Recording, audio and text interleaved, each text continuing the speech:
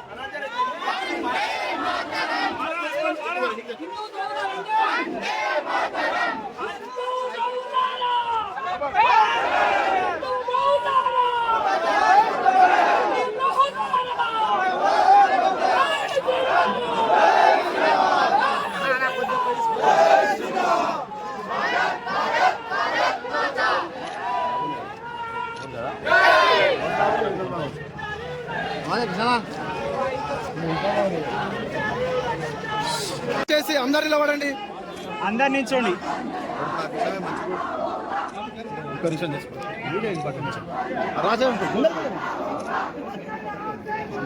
వెనకాల జరగండి, ఇంకా వెనకాల కాలేజ్. హిందువులపైన చేస్తున్న దుశ్చర్యలను దుర్ఘటనను ఖండిస్తూ షాద్నగర్ నియోజకవర్గంలో నిరసన ర్యాలీ చేపట్టడం జరిగింది. నేను ఈరోజు బంగ్లాదేశ్ వాళ్ళను హెచ్చరిస్తున్నాను. మా హిందువులను మీరు హరాస్మెంట్ చేస్తూ ఉన్నారు, మానభంగాలు చేస్తూ ఉన్నారు, దోపిడీ చేస్తూ ఉన్నారు. కానీ ఇక్కడ మేము ముస్లింల సోదర భావంతో ఇలా మెదులుతున్నాం. ఇలా ఇక్కడ ఉన్నటువంటి ముస్లింలు పెద్దలు గమనించాలి. ఇక్కడ మేమైతే ఎట్లయితే మిమ్మల్ని సోదర భావంతో చూస్తున్నామో అక్కడ ముస్లింలు చూడడం లేదు. కనుక మీరు అక్కడ విన్నవించండి, అక్కడ చెప్పండి, మేము భారతదేశంలో బ్రహ్మాండంగా బతుకుతున్నాం, మేమంతా అన్నదమ్ములాకుంటున్నాం, మీరు అక్కడ ఉన్నటువంటి హిందువులను ఇబ్బంది పెట్టొద్దని. ఇలా ఇక్కడ ఉన్నటువంటి హిందువులను నేను కోరుతా ఉన్నా. మనం ఐక్యత లేకపోతే 2029-30 సేమ్ బంగ్లాదేశ్లో జరిగే పరిస్థితి మన దానికి వస్తుంది. కనుక ఇక్కడ ఉన్న హిందువులంతా ఐక్యత కావాలి, ఏకం కావాలి. గడప లోపలనే కులము, గడప దాటిన తర్వాత హిందువులుగా ఉండాలి, హిందువుల ఐక్యత ఉండాలి. ఈరోజు 100 కోట్ల హిందువులము మనం ఉన్నాము కనుకనే ఈరోజు హిందువుల జాగృతి కాపాడుతున్నాం, హిందూ మహిళలను కాపాడుతున్నాం. ఒకవేళ మైనార్టీగా మారిపోతే హిందువులు ఇలా ఇబ్బంది పాలవుతారు. ఇలా బంగ్లాదేశ్ జరుగుతుంది, అది జరుగుతుంది. కనుక మనం ఐక్యతగా ఉండాలి. ఇలా ఇక్కడ నుండి హెచ్చరిస్తున్నాం బంగ్లాదేశ్లో, బిడ్డ మా హిందువుల పైన మీరు హరాస్మెంట్ ఆపకపోతే ఇలా మా ప్రభుత్వాన్ని ఇక్కడ ఉన్నటువంటి సెంట్రల్ గవర్నమెంట్కు మేము ఇలా వినతి పత్రం పంపుతాము, యుద్ధం ప్రకటించమని. ఒకవేళ యుద్ధమే చేస్తే చీమల్లాగా నలిచిపోతారు నా కొడుకుల్లారా బంగ్లాదేశ్ వాళ్ళు. ఇలా మా హిందువులను ఇలా మీరు ఏ విధంగా చేస్తున్నారో మిమ్మల్ని చేయాల్సి వస్తుందని హెచ్చరిస్తున్నాం. హిందువులంతా ఒకటి కావాలని, ఈ భారతదేశంలో హిందువులంతా ఒకటైతే ఎవరు కూడా మనల్ని ఏం చేయరని, హిందువులను ఏకం కావాలని, హిందూ సోదరులను సోదరిమణులందరినీ కోరుతూ భారతదేశాన్ని కాపాడుకోవాల్సిన అవసరం హిందువులపైన ఉందని చెప్పి నేను మీ అందరినీ కూడా విన్నవిస్తున్నాను. జై శ్రీరామ్. షాద్నగర్ లో హిందూ ఐక్య సంఘటన వేదిక మీద బంగ్లాదేశ్ లో జరుగుతున్న హిందువులపై జరుగుతున్న దాడులను వెంటనే ఆపాలని, దాడులను ఖండిస్తూ మరి షాద్నగర్ పట్టణంలో వేలాది మందిగా ఈ యొక్క నిరసన ర్యాలీలో పాల్గొన్నటువంటి ప్రతి హిందూ బంధువు కూడా నా యొక్క హృదయపూర్వకటువంటి ధన్యవాదాలు తెలియజేస్తూ, మరి మిత్రులారా ఈరోజు నేను ఒకటే కోరుతా ఉన్నాను. మరి దేశం పాకిస్తాను నుంచి బంగ్లాదేశ్ ఏర్పడేటప్పుడు మరి బంగ్లాదేశ్కు స్వాతంత్రం ఇప్పించినటువంటి దేశం మరి భారతదేశం. అలాంటి భారతదేశం మరి ఈరోజు అనేక మంది హిందువులు ఈరోజు మరి బంగ్లాదేశ్లో జరుగుతున్నటువంటి దాడులు ఏవైతే ఉన్నావో మరి బంగ్లాదేశ్లో ఉన్నటువంటి ఇస్లామిక్ తీవ్రవాదులు ఒక్కసారి గుర్తుపెట్టుకోండి. మరి ఆ దేశానికి స్వాతంత్రం ఇప్పించిందే మరి భారతదేశం. ఈ యొక్క హిందూ యొక్క శక్తి ఉన్నప్పుడే మీకు స్వాతంత్రం వచ్చిందనేది మర్చిపోవద్దని చెప్పేసి మేము ఈ సందర్భంగా తెలియజేస్తూ, మరి ఈరోజు ఈ దేశంలో ఉన్నటువంటి ముస్లిం పెద్దలకు ఒకటే కోరుతా ఉన్నాం.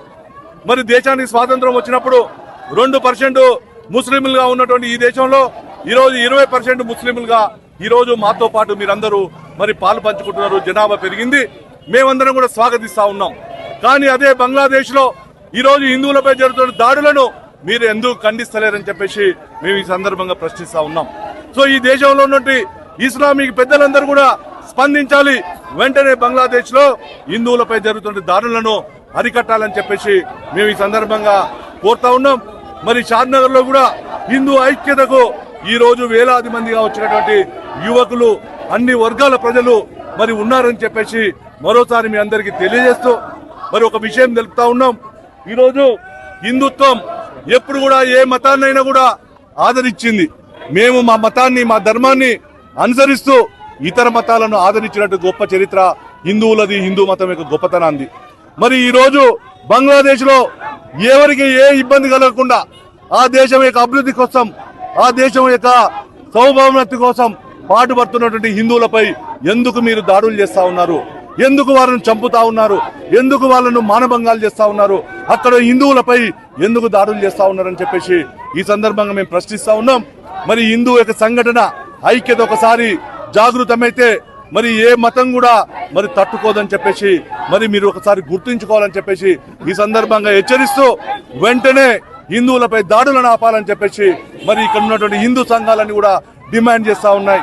భారత్ మాతాకి జై శ్రీరామ్. హిందూ ఐక్యత. బంగ్లాదేశ్ లో హిందువులపై జరుగుతున్న దాడులను వెంటనే. ఈరోజు ప్రపంచవ్యాప్తంగా ఒకసారి హిందువుల పరిస్థితి ఏ రకంగా ఉంది అనేటువంటి విషయాన్ని ఒకసారి ఆలోచన చేసుకోవాలి. ఈనాడు మనము భారతదేశంలో మెజారిటీగా ఉంటూ పాకిస్తాన్, బంగ్లాదేశ్ మైనారిటీగా ఉంటూ ఇక్కడ కూడా రెండవ శ్రేణి పౌరులుగా మరియు బంగ్లాదేశ్, పాకిస్తాన్లో కూడా రెండవ శ్రేణి పౌరులుగా బతుకుతున్నాం. దీనికి అన్నిటి కారణం ఏంటంటే మన లోపల మనకు ఐక్యత లేకపోవడమే. ఈనాడు ప్రపంచవ్యాప్తంగా హిందూ ధర్మాన్ని, హిందూ దేశాన్ని నాశనం చేయడానికి అనేక రకమైన కుట్రలు జరుగుతున్నాయి. విదేశాల నుండి మరియు స్వదేశంలో నుండి కొందరు దుర్మార్గులు కూడా మన దేశాన్ని విచ్ఛిన్నం చేయడానికి ప్రయత్నిస్తున్నారు.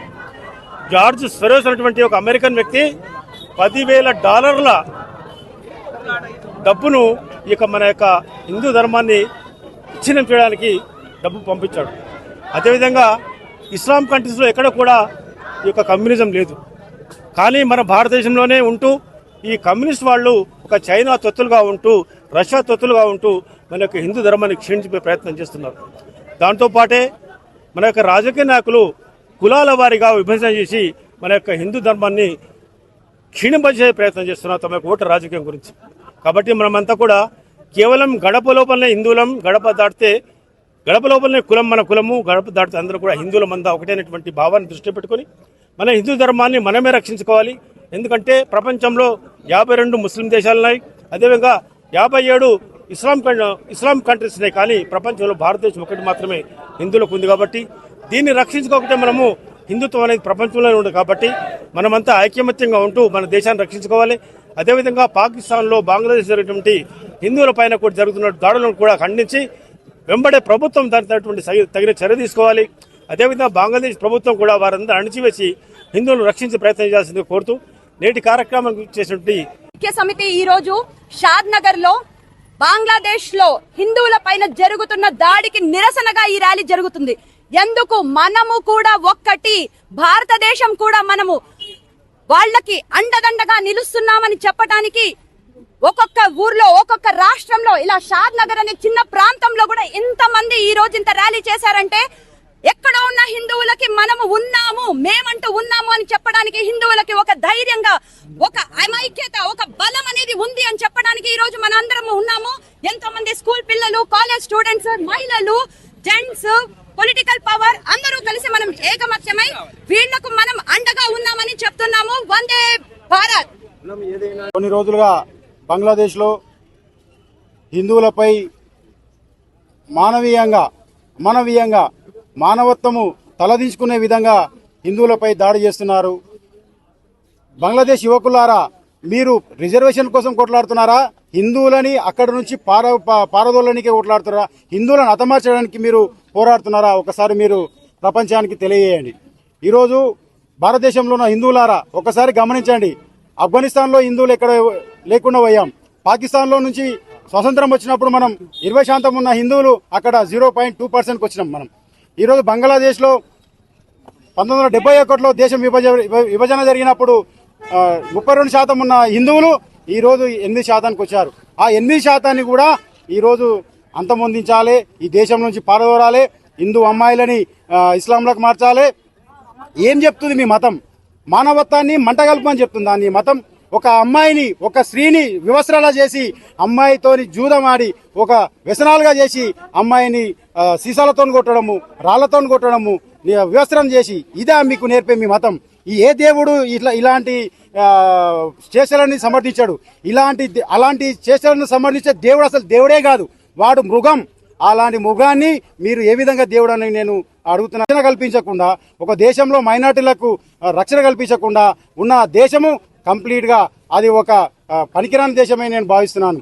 హిందువులారా మీరు మేల్కొనండి. మన ధర్మాన్ని, మన హిందుత్వాన్ని, మన మహిళలని మనం రక్షించుకోవాలి. ఇప్పటికైనా బంగ్లాదేశ్లో జరిగే సంఘటన మనకు ఒక కనువిప్పు కావాలి. అతి తొందరలోనే 10-15 సంవత్సరాల్లో కూడా మనపై, దేశంపై జరగడానికి సిద్ధంగా ఉన్నారు ఈ మూకలు. ఆ రోజు మనము మన తల్లులని, మన దేశాన్ని ఏ విధంగా మనం రక్షించుకోవాలి? ఒక్కసారి ఈ రోజు నుంచి మీరు ఆత్మపరిశీలన చేసుకోండి, మీ మనసు దృఢంగా చేసుకోండి. ఎవరు ఏ కుటుంబాన్ని ఎవరు కాపాడరు. నువ్వు నీ కుటుంబాన్ని నువ్వే కాపాడాలి, నీ ధర్మాన్ని నువ్వే కాపాడాలి, నీ దేశాన్ని కాపాడుకోవాలి. ఈ దేశం పైన వేల సంవత్సరాల సంది దాడులు చేస్తున్నా ఈరోజు ఇప్పటికి నిలదొక్కుంది ధర్మం ఒకటే.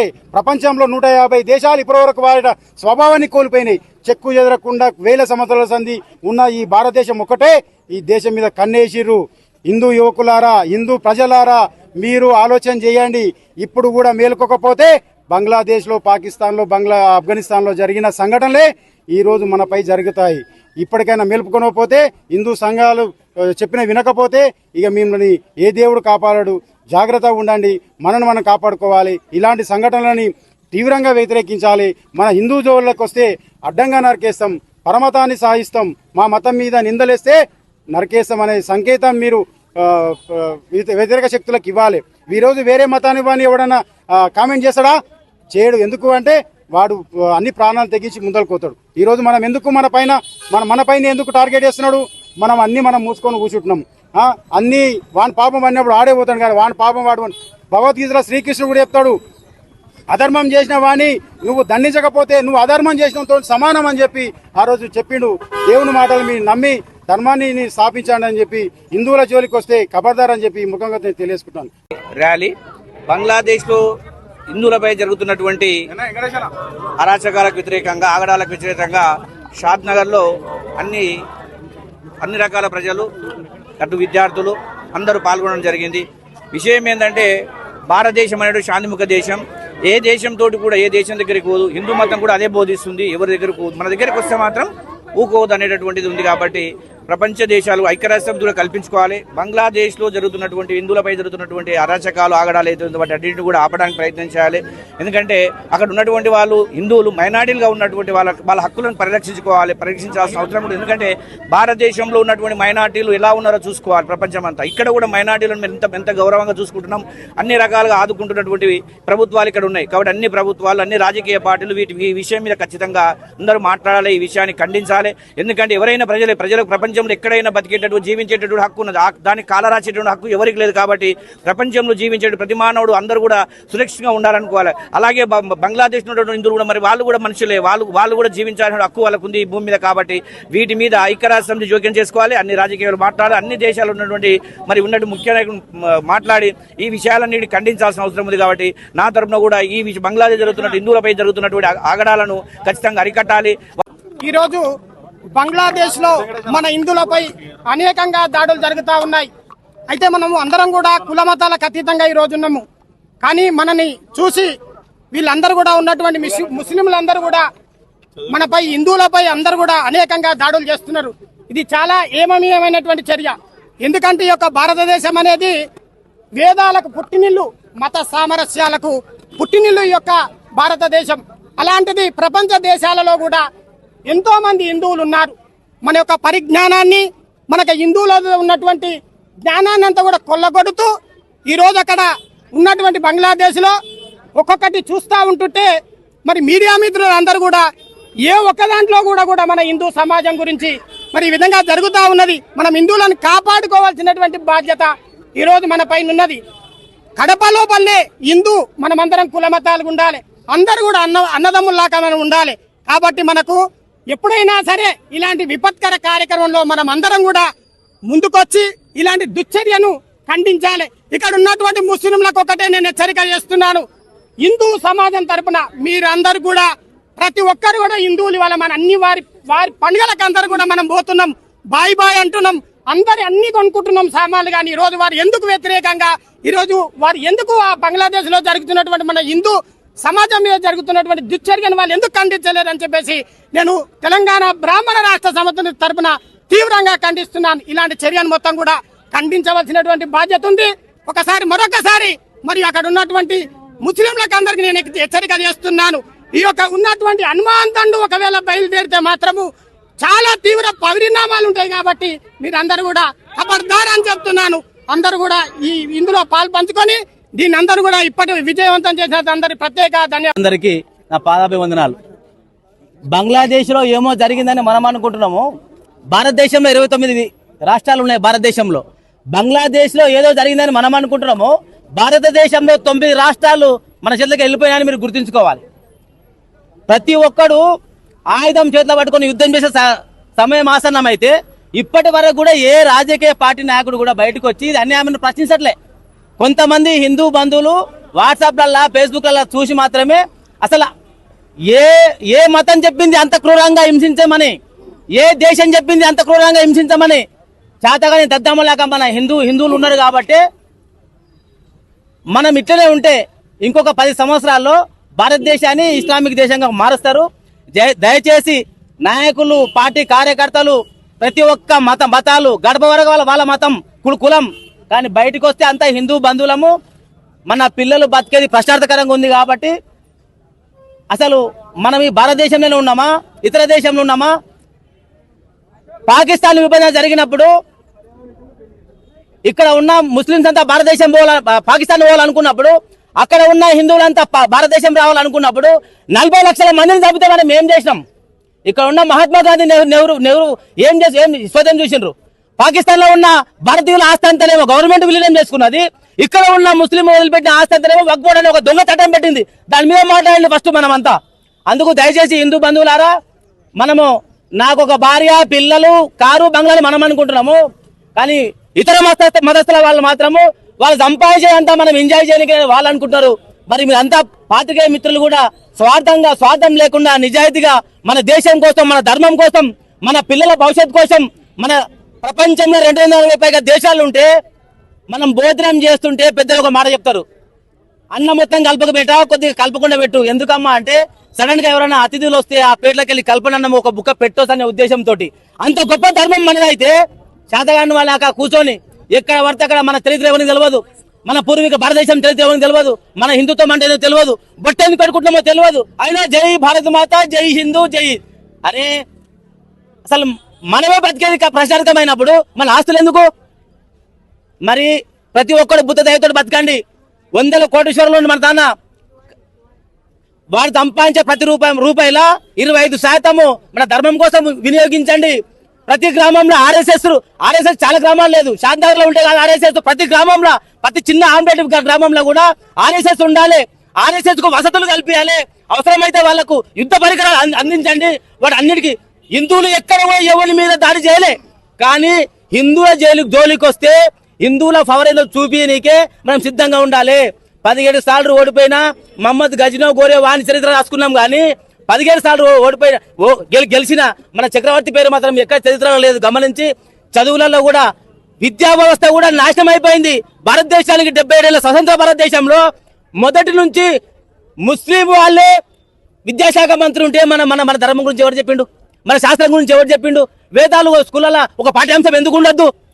చాలా ఆవేదన ఉంది. నేను ఏ నిమిషమైనా సావరిగా సిద్ధమే ధర్మం కోసం. కానీ మన నాయకులు, మన కార్యకర్తలు, మన పిల్లలు, నాకు ఒక కొడుకు, ఎంతమంది అయ్యా శివా నీకు పిల్లలు, ఒక కొడుకు ఒక బిడ్డ. అరే అవతలోనికి గుడిసె లేకుండా కూడా 10 మంది అంటుండే. మరి మనకు 10 ఎకరాల భూమి ఉండి 10 కోట్ల ఆస్తి ఉండి ఒక కొడుకు ఒక బిడ్డ ఎందుకు? నలుగురు వెళ్ళండి, అమ్మాయిలు ఉంటాని అబ్బాయిలు ఉంటాని, ఒకరిని ధర్మం కోసం వదిలిపెట్టండి. అప్పుడే ఈ దేశం బాగుపడుతుంది. మీ అందరికీ పాదాభివందనాలు చేస్తున్నా. హిందుత్వమే ప్రపంచానికి తలమానికము. ఆ హిందుత్వాన్ని కాపాడుకోవడం ప్రతి ఒక్కరిది. ఈ కులం ఆ కులం గడప వరకు ఏమైనా కులం ఉండుకోక, కానీ బయటికి వెళ్ళినప్పుడు మాత్రం అందరు బొట్టు ఎందుకు పెట్టుకున్నామో తెలుసుకోండి, జుట్టు ఎందుకు ఉండాలో తెలుసుకోండి, దుద్దులు ఎందుకు ఉండాలో తెలుసుకోండి. మన ధర్మం మీద తెలుసుకున్న తర్వాత మీరు బయటకు వచ్చి ఏ రాజకీయం చేసుకోండి.